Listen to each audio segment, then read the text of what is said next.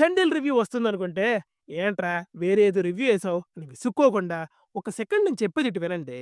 Thandel review mostly 7:30-8 మధ్యలో వస్తుంది. అంటే యూకేలో మనోడికి తండేల్ షో చాలా లేట్‌గా స్టార్ట్ అయిందంట. అందుకే. ఇంక మిగతా టీమ్‌ని ఖాళీగా ఉంచుతారా చెప్పండి? ఓటీటీ సినిమాలు చూడాల్సిందే అంటే వెతుక్కొని మరి చూసి రివ్యూ పంపారు. అదే 'Vivekananda viral' streaming in Telugu language on ఆహా! దీని రన్ టైమ్ కేవలం 2 గంటల ఒక్క నిమిషం మాత్రమే. రివ్యూ ఎలా ఉందో తెలుసుకోబోయే ముందు మీరు మన ఛానెల్‌ని ఖచ్చితంగా సబ్స్క్రైబ్ చేసుకోవాలి. అండ్ అలానే ఈ వీడియోకి ఒక 1000 లైక్స్ అయితే టార్గెట్ ఇస్తున్నా. కొట్టేయండి, కొట్టేయండి చెప్తా ఆన్సర్ మీకు. Now coming to the story line. ఒక మనిషికి సెక్స్ పిచ్చి బాగా ముదిరితే ఎంత దూరం వెళ్తాడు? అలా వెళ్ళిన అతన్ని తన వైఫ్ అండ్ తను ఎఫైర్ పెట్టుకున్న అమ్మాయి వీరిద్దరూ కలిసి ఎలాంటి బుద్ధి చెప్పారు అనేది basic story line. Now coming to the positives. Mutual consent లేకుండా ఒక అమ్మాయి మీద చెయ్యి వేసే హక్కు ఎవరికీ లేదు అనే పాయింట్ బాగుంది.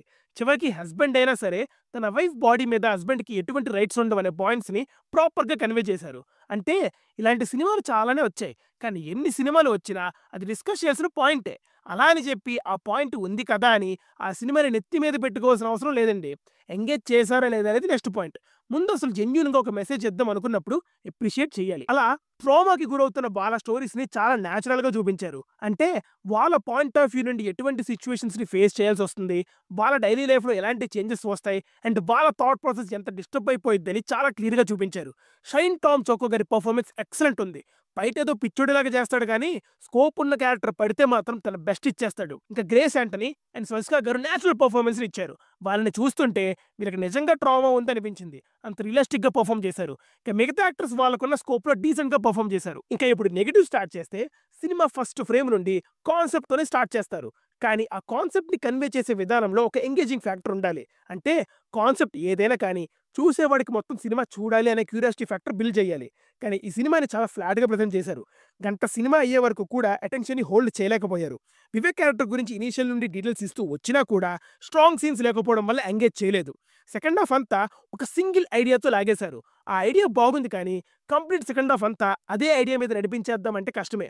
మెల్లగా సినిమాలో సీరియస్‌నెస్ తగ్గుతున్నట్టు అనిపించింది. ఒక నేచురల్ ఫార్మ్‌లోనే కథ చెప్దాం అనుకున్నారు కదా! కానీ సెకండ్ హాఫ్‌లో వెళ్ళే కొద్దీ ఒక ఎంటర్‌టైన్‌మెంట్ ఫిల్మ్‌గా మార్చేశారు. కాన్సెప్ట్‌ని, ఎంటర్‌టైన్‌మెంట్‌ని సరిగ్గా బ్లెండ్ చేయలేకపోయారు.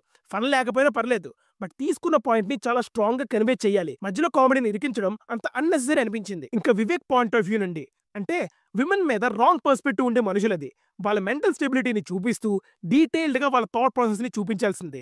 అంటే ఒక సీన్‌లో వివేక్ తన ఆలోచనల గురించి చెప్పాల్సిన సిట్యుయేషన్ వస్తది. బట్ ఎందుకో ఇంకా డీటెయిల్డ్‌గా వెళ్ళలేదు. డీటెయిల్డ్‌గా ఎందుకంటే విమెన్ మీద రాంగ్ థాట్స్ ఉండే మనిషి ఆలోచన ఎలా ఉంటుందో తెలిస్తే దాన్ని బట్టి మన మధ్యలో అలాంటి వాళ్ళు ఎంతమంది ఉన్నారో అనేది తెలుస్తది. ఇంకా కంక్లూజన్ కూడా అంత ఇంపాక్ట్‌ఫుల్‌గా అనిపించలేదు. ఫోర్స్‌ఫుల్‌గా ఎలాగోలాగా అవగొట్టేయాలి సినిమాని అన్నట్టే అనిపించింది. సో ఫైనల్‌గా చెప్పేదేంటంటే 'Vivekanandam viral' is an okayish watch. Concept కోసం ఒకసారి చూసేయొచ్చు. కాన్సెప్ట్ అనేది ఎప్పుడు సెకండ్ లేయర్‌గానే ఉంటది. చూసే ఆడియన్స్‌ని ఎలా ఎంగేజ్ చేశారనేది ఫస్ట్ లేయర్‌లో ఉంటది. ఎంత మంచి కాన్సెప్ట్ ఉన్నా కన్విన్సింగ్ అండ్ ఎంగేజింగ్ సీన్స్ ఉంటేనే ఆ సినిమా నిలబడేది. 'తండేల్' రివ్యూతో మరికొద్ది సేపట్లో కలుస్తా. Until then signing off. T movies for you. By.